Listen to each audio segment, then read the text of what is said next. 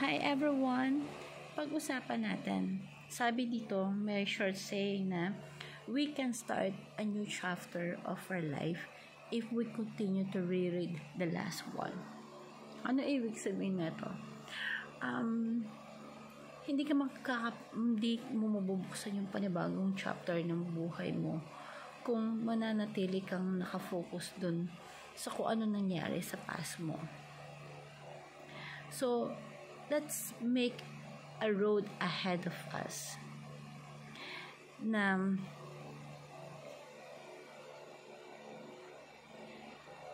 instead na umas tayo, hoping tayo, magkaroon tayo ng passion. Passion na gawin yung mga bagay na makakatulong sa atin para move forward sa panibagong buhay. Kasi pagka sana nakapokus ka lang sa ganun pero hindi ka naman gumagawa ng way, ng paraan para maka-move forward ka, wala rin mangyayari. At mas maganda na para hindi pa ulit-ulit yung nangyayari sa buhay mo, huwag mo lang ituon yung attention mo dun sa last part na nangyari sa buhay mo. Yes, hindi ganun kadaling kalimutan yun. Pero, kapag ka pinag-uusapan yung pangarap, gagawin mo lahat para magkaroon ka ng panibagong way sa buhay mo. And, isipin mo na lang na dapat lang kalimutan yung mga bagay na hindi na po nakakatulong sa atin. So, panatilihin natin na magkaroon tayo ng panibagong.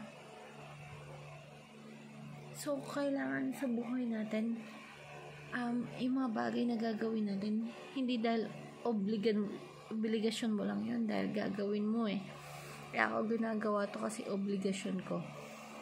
Kaya ako tinutulungan yung magulang ko kasi obligasyon ko.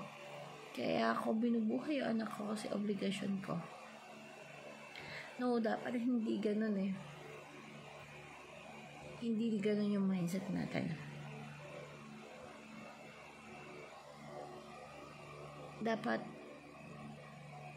nakafocus ka sa lahat ng bagay na gagawin mo, hindi sa dahil obligasyon mo lang. Dahil gusto mong makakuha ng magandang result.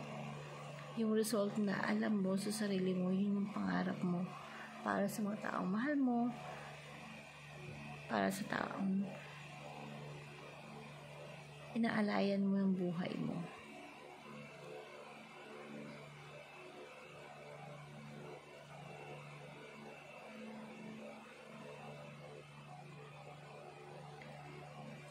So, dapat yung chapter ng life natin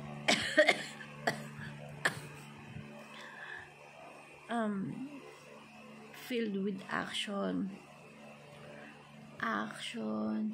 not obligation, but a result and plans. So, ito yung magbibigay ng panibagong pag-asa, ng pag-ibig sa'yo kung saan ka dadaling nito, lalo na papunta sa pangarap mo. Magkaroon ka ng passion, gumalaw ka para dun sa pangarap na gusto mo, at hindi lang dahil obligasyon mo yun kaya mo siya gagawin, kasi dahil yun yung gusto mo, yun yung pangarap mo, at para yun dun sa mga taong mahal mo, at yun yung mahal mong gawin, yun yung gusto mong gawin.